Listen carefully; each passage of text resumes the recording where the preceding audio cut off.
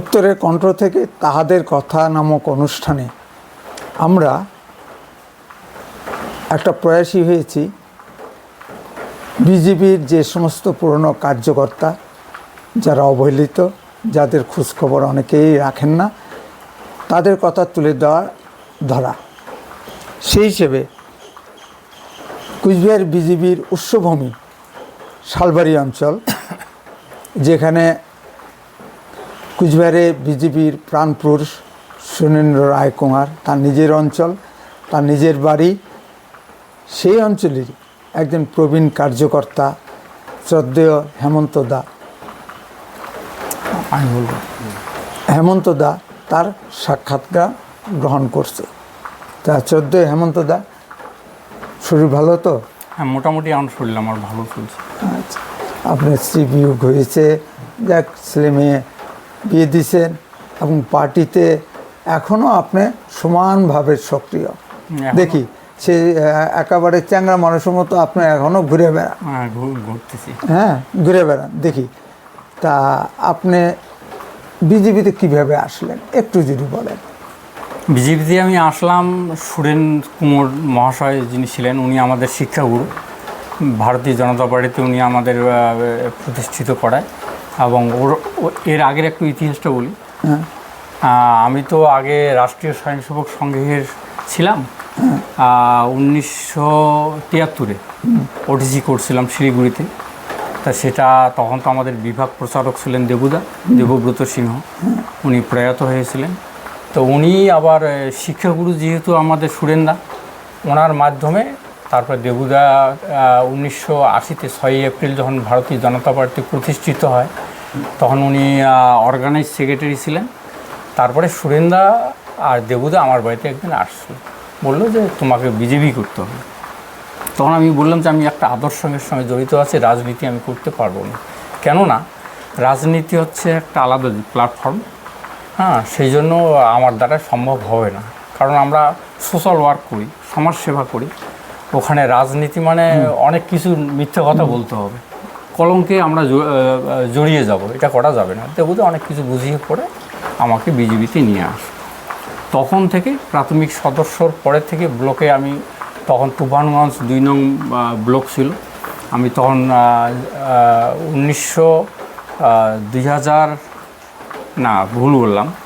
2007-এ আর কি, আমি তখন জিএস ছিলাম।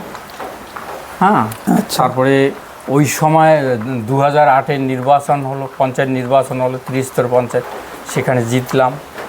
মাধবী প্রধান ব্লক সভাপতি হলো। এইভাবে আমার বিজেপিতে আমি একটা তুফানগঞ্জ 2 নং মণ্ডলের মধ্যে একটা প্রতিষ্ঠা লাভ করাই আর কি, জিএস হিসাবে। আর খাদ্য আন্দোলনতেই আমি জড়িত ছিলাম। এখানে একজন গুলি নাকি যেন মারা গেছিল, হ্যাঁ, সুভাষ পাটোয়ারি। তো আমার নেতৃত্বটা হয়েছিল, হ্যাঁ, খাদ্য আন্দোলনে। এতটুকু তখন থেকে এখন পর্যন্ত আছি, এবং আমি এখনও জেলার সদস্য আছি, এবং বিজেপির আদর্শ নীতির উপর নির্ভর করে আমি চলতেছি। ঠিক আছে, এতটুকু ঠিকই আছে। তা আপনার যেহেতু 2 নম্বর ব্লকে দায়িত্বে, 2 নম্বর ব্লকের একটা জ্বলন্ত সমস্যা, সেটা হলো জালধোয়া সেতু। এই সম্পর্কে আপনার বক্তব্যটা একটু বলেন। বক্তব্য বলতে কি, এটা তো আমাদের প্রতিশ্রুতি দিছিল, সিপিএমের পিরিয়ডও দিছিল, কংগ্রেসের পিরিয়ড। এর আগের ইতিহাসটা যদি বলি, কংগ্রেস তো অনেক তার প্রতিশ্রুতি ছিল, ভুরি প্রতিশ্রুতি ছিল, কিন্তু কার্যকরী হয় নাই। তারপরে সিপিএমের পিরিয়ডে করলো চণ্ডীপাল, জবাপাল এরা। তারপরে আপনাদের ওই যে মাস্টারমশাই ছিলেন অখিল প্রামাণিক, উনিও প্রতিশ্রুতি দিয়েছিলেন, কিন্তু কার্যকরী হয় না। তারপরে তৃণমূল আসলো, তৃণমূলের পিরিয়ডে মমতা নিজে প্রতিশ্রুতি দিয়েছিল, এবং এটার অনেক জোরালো আন্দোলন হয়েছিল। আন্দোলনের পরে অনেক কিছু হয়েছিল, এবং সেখানে আমাদের ইঞ্জিনিয়ার নিয়ে আসছিল, মানে কোন টিম যেন নিয়ে আসছিল, ওটা ভিডিও করে নিয়ে গেছিলো, কিন্তু কোনো কার্যকরী হয়নি। হ্যাঁ, এতটুকু। কিন্তু দুঃখের বিষয় আমাদেরও দুর্ভাগ্য, কারণ এখনও তো আমরা তো কেন্দ্রে না, আপনারা কেন কেন্দ্রীয় ক্ষমতা আছি, এখন আমাদের এমপি আছে, এমএলএ আছে, হ্যাঁ, তা আপনারা কেন আন্দোলন করছেন না?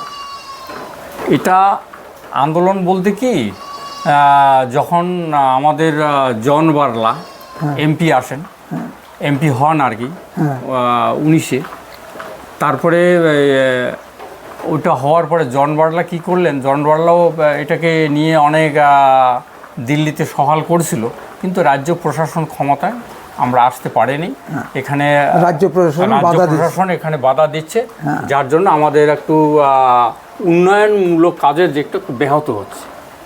এটা আমাদের যারা এমএলএ বিধায়ক এটা তো স্বীকার, হ্যাঁ, এটা তো স্বীকার যে সেই কারণে রামপুর এর সঙ্গে তুফানগঞ্জের বাকি অংশের যোগাযোগ একটা দুরূহ ব্যাপার হয়ে দাঁড়ায়, একটা বিচ্ছিন্ন বিচ্ছিন্ন, এবং এটা অবিলম্বে এটা দরকার, অবশ্যই দরকার।